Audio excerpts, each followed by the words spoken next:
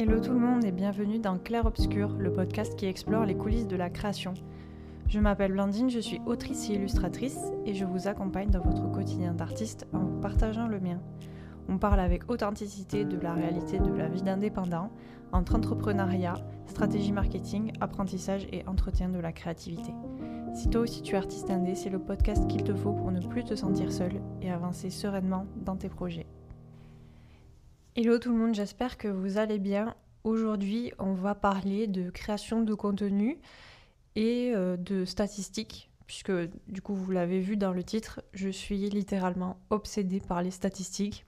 C'était quelque chose dont j'avais réussi à me détacher avec le succès entre guillemets de mon compte Insta, puisqu'au début, quand j'ai commencé sur Instagram, évidemment je regardais tout le temps mes stats.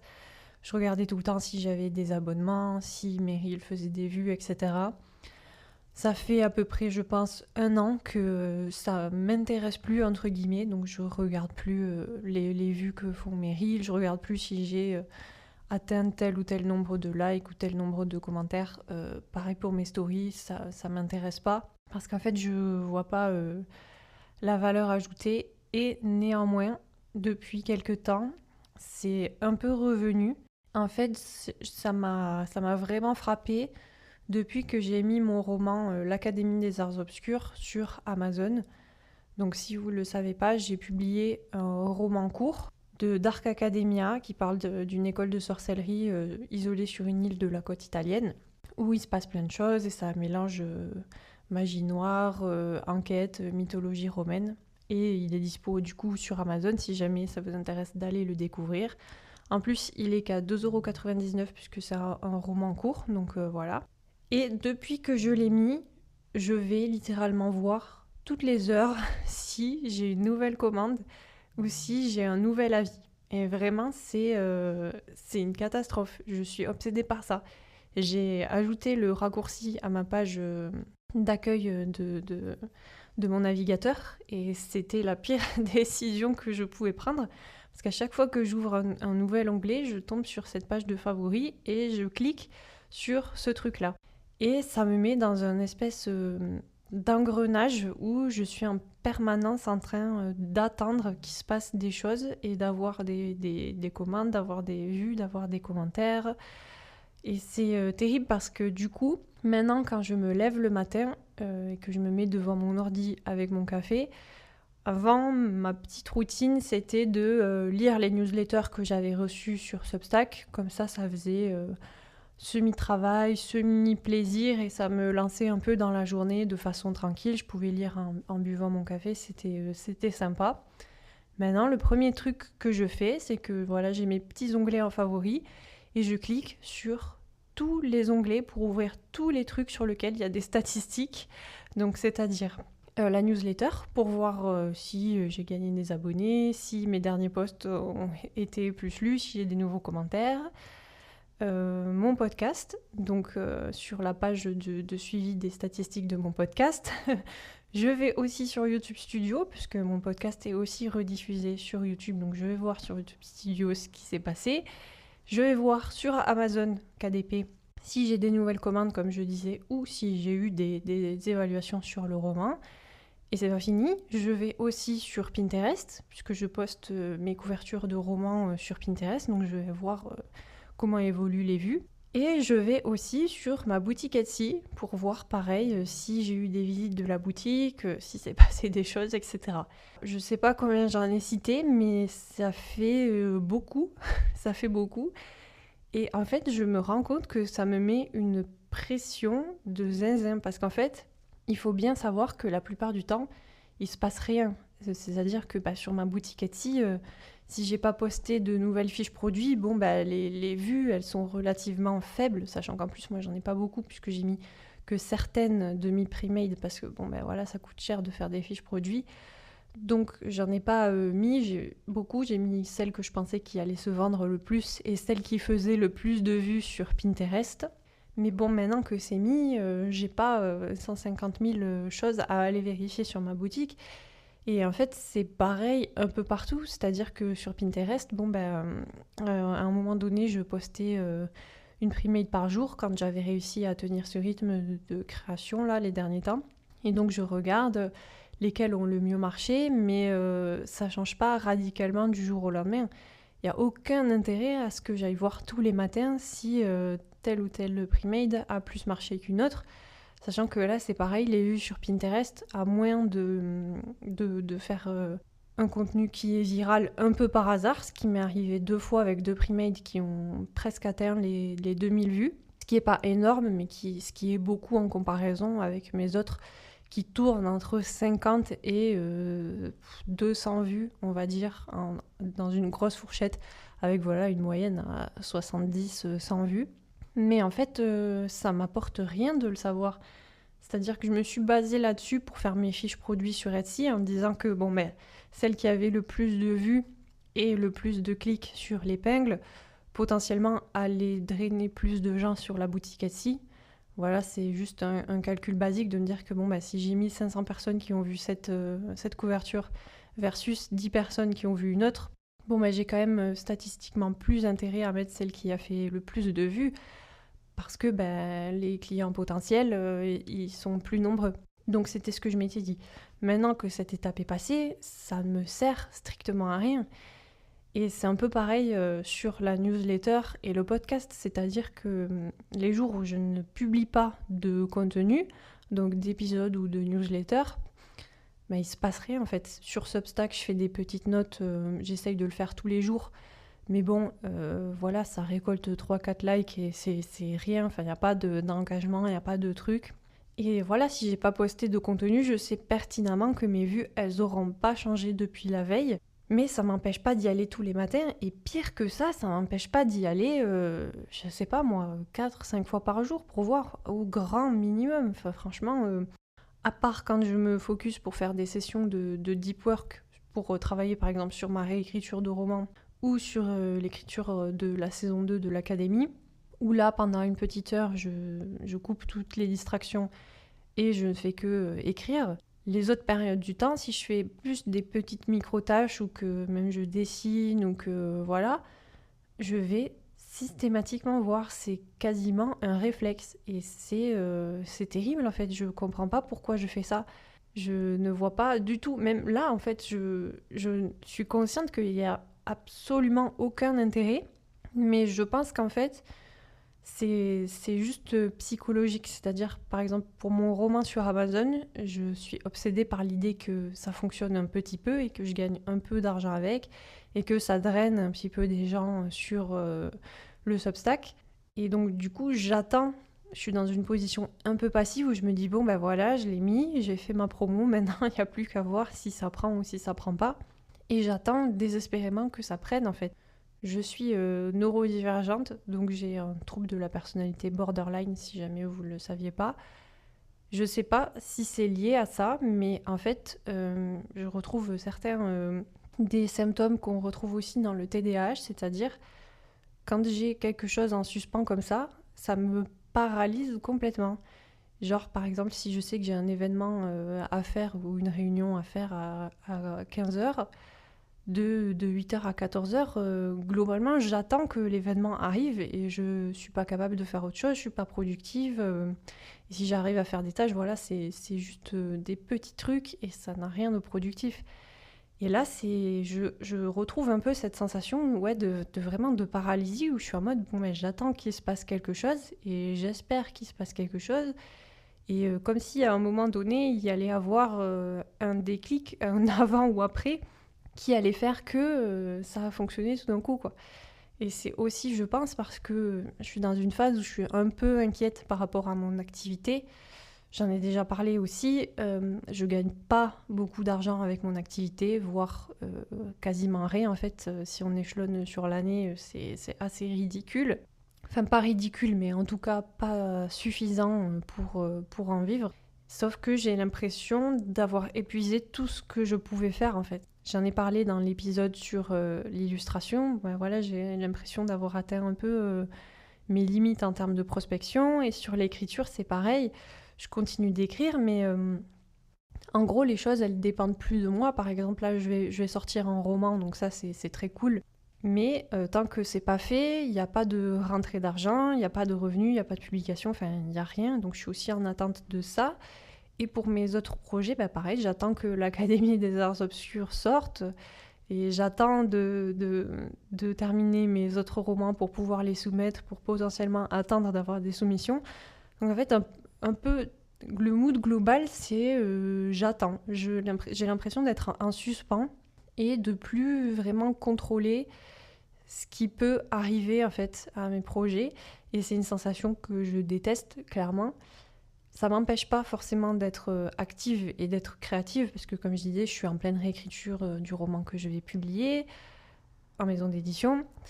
Je suis aussi en pleine écriture de la saison 2 de l'Académie qui va sortir bientôt sur Substack. J'ai créé une série audio, je fais un épisode de podcast par jour. Donc je suis quand même proactive et j'ai mis en place plein de choses pour potentiellement récolter des trucs après. Mais le truc, c'est que voilà, pour l'instant, j'ai l'impression d'avoir commencé un jardin, mis toutes les graines. Et là, tout ce que j'ai à faire, c'est arroser les graines et attendre que ça pousse, en fait. C'est un peu la métaphore. Et c'est une situation qui est un peu compliquée. Et je pense que c'est pour ça que je suis tellement obsédée par les statistiques, en fait. C'est parce que c'est comme si vraiment, voilà, la métaphore, elle est pas mal en vrai. C'est comme si j'allais toutes les heures voir si la plante, elle a poussé dans mon jardin, tu vois. Donc, évidemment, il faut plus de temps que ça, il faut plein de circonstances pour faire que ça fonctionne, mais j'ai l'impression que si je vais voir, peut-être ça aura poussé et peut-être que du coup, ce sera cool. Et c'est un peu bizarre. Et j'ai beau savoir que ça sert à rien potentiellement, que c'est juste une charge psychologique que je m'inflige parce qu'en fait, toutes les fois où je vais voir et où il s'est rien passé, c'est pas un coup de poignard, c'est un peu exagéré, c'est ce que j'allais dire en premier lieu, mais c'est quand même, c'est un peu trop fort. Mais genre, c'est une petite tape derrière la tête qui te dit, bah voilà, il s'est rien passé. Et ça me conforte aussi dans ce truc que j'ai pas de prise sur la suite et que je suis aussi potentiellement dans une situation, pas d'échec professionnel, mais je sais pas ce qui peut arriver pour la suite. Et dans un truc voilà, d'incertitude et de non-maîtrise qui est très particulière et que je me souviens pas avoir ressenti d'une telle façon avant, même si ça fait déjà 1 an que je suis en freelance. Je pense que l'année dernière, si on reste sur la métaphore du jardin, l'année dernière, comme c'était ma première année, je pense que j'ai passé quasiment une bonne partie de l'année, voire toute l'année, à préparer la terre, donc à labourer, pour faire en sorte que ce soit prêt pour accueillir les graines que je plante là en 2025. Même si j'ai commencé à en planter l'année dernière, mais j'ai l'impression que c'est ça, que j'ai fait une année préparatoire, ce qui est aussi logique, hein, quand on pense en termes de business, il faut quand même établir des bases, il faut établir ses offres, sa communication, ses canaux d'acquisition. J'ai mis en place la newsletter, donc c'est pareil, c'est des bases à poser. J'ai lancé le podcast, c'est pareil aussi, c'était des bases à poser. Maintenant que tout est lancé et que la roue tourne, j'ai l'impression que ça tourne un peu tout seul et que moi, j'ai plus trop d'impact là-dessus, en fait. Je ne sais plus comment alimenter la roue. C'est-à-dire que je continue de produire du contenu, mais j'ai l'impression que ça suffit pas. Et quand je vais voir sur mes stats, en effet, ça suffit pas. Enfin, là, c'est un peu différent selon les canaux parce que, par exemple, la newsletter, ça fonctionne très bien et elle vit très bien sans que je fasse tout un tas de communication autour. Donc ça, c'est génial, mais c'est 100% lié à la plateforme qui a un algorithme de découverte organique. Donc parce que c'est presque un réseau social, entre guillemets. Et donc, t'as un onglet découvrir et tu peux tomber sur des gens que tu ne connais absolument pas. Et ça m'a beaucoup aidé, plus le système de recommandation par d'autres autoristes. Le podcast, je l'alimente, mais là c'est pareil, je n'ai pas de prise vraiment sur si j'ai de plus en plus d'auditories, même si il faudrait que je retravaille la communication parce que c'est pas du tout mon point fort, comme j'en parlais aussi dans l'épisode sur l'illustration. Et globalement, c'est un peu ça pour tout.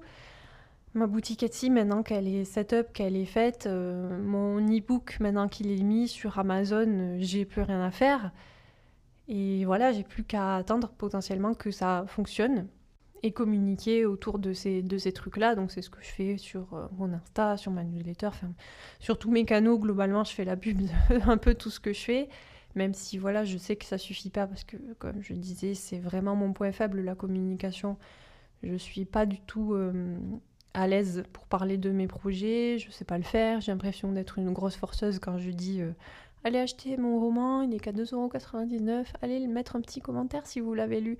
Parce que là, c'est pareil, il y a une partie des gens qui l'ont lu sur Substack quand je l'ai publié l'année dernière du coup. Et je l'ai mis en e-book parce que ça va passer dans une archive payante et que je sais que potentiellement, il y aura plein de gens qui préféreront l'avoir en acquis plutôt que de payer un abonnement et être assujetti à une plateforme et un réseau. C'est toujours plus intéressant, même pour l'avoir hors ligne, ce genre de truc. Donc je l'ai mis sur Amazon dans l'idée que voilà, comme ça, chacun peut trouver la façon qu'il ou elle préfère de lire mon roman et de le consommer.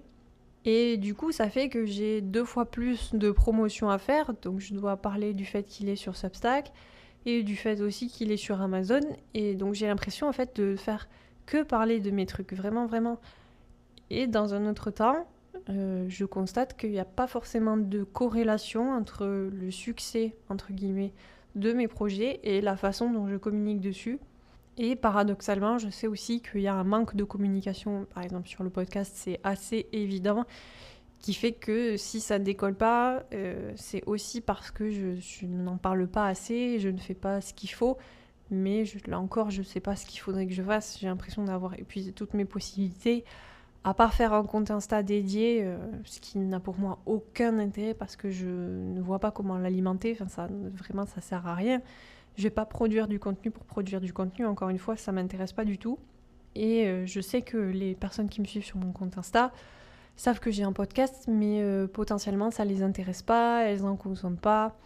Enfin, c'est quand même assez particulier, donc je sais que vraiment ça ne sert à rien que je partage mon podcast sur mon compte Instagram, parce que ça n'a aucune espèce d'influence sur si ça fonctionne ou pas, parce que les gens qui sont déjà intéressés me suivent déjà, et savent déjà, ont la notification qu'un épisode est sorti. Donc il n'y a aucun intérêt à leur rappeler sur Insta. Et voilà, je vois vraiment que ça n'a pas d'influence. Et pour en revenir à ce truc de statistiques et pour conclure là-dessus, honnêtement, je sais ce qu'il faudrait que je mette en place. Déjà, il faudrait que je vire tous ces favoris pour m'empêcher de cliquer de façon automatique dessus quand j'ouvre mon navigateur, clairement. Mais je ne suis pas en capacité de le faire. J'ai l'impression que c'est pas possible. Par exemple, je vais reprendre la métaphore du jardin. C'est comme si j'avais une fenêtre qui donnait sur mon jardin et qu'on me demandait de tirer le rideau pour plus regarder le jardin, quoi. Sauf que j'ai l'impression que si je tire le rideau, le jardin va disparaître et les plantes ne vont plus pousser si je ne les surveille pas. C'est un peu ce truc-là. Et donc, je n'arrive pas à m'en détacher. J'espère que potentiellement exorciser tout ça à l'oral dans cet épisode m'aidera. Si vous avez des astuces pour se débarrasser de cette sensation, je suis aussi preneuse dans les commentaires. Et de toute façon, sinon, je pense que je vais me laisser du temps. Comme je vous l'ai dit, je suis dans une phase un peu pas de transition, mais d'attente. J'attends notamment beaucoup de la sortie de mon roman en maison d'édition, dont je vous reparlerai.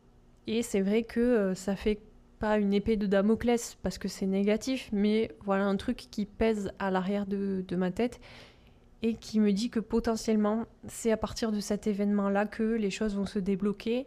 Et je sais que les choses vont se débloquer justement avec du temps. Par exemple, ce podcast, j'espère que faire un épisode par jour va un petit peu débloquer l'inertie dans laquelle il est bloqué.